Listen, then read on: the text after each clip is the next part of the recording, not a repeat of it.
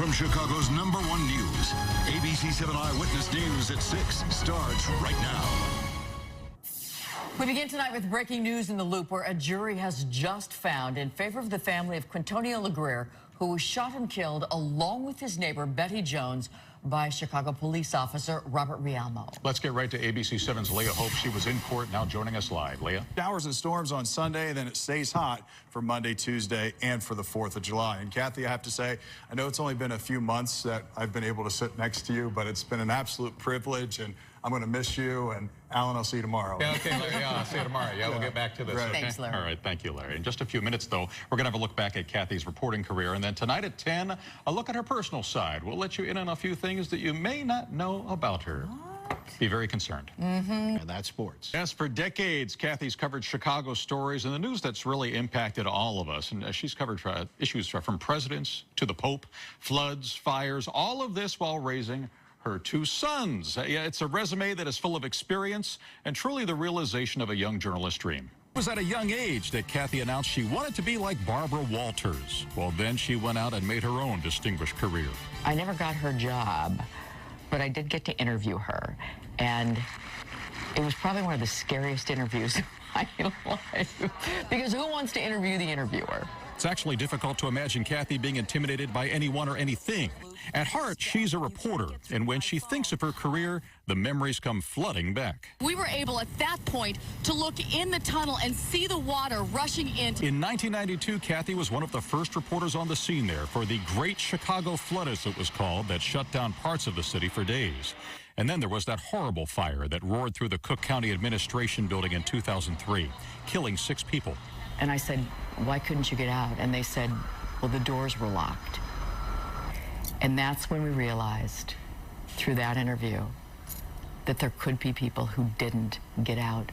There were the national event stories touching lives across the country. Some members of the group determined to see the Pope in person. Kathy was there in 1995 when Pope John Paul II said Mass in New York's Central Park. Kathy's reporting chops, though, most evident in her in-depth special segments, including exposing potentially deadly blind cords. I always felt really proud of that outcome, because there is no question that that saved some child's life.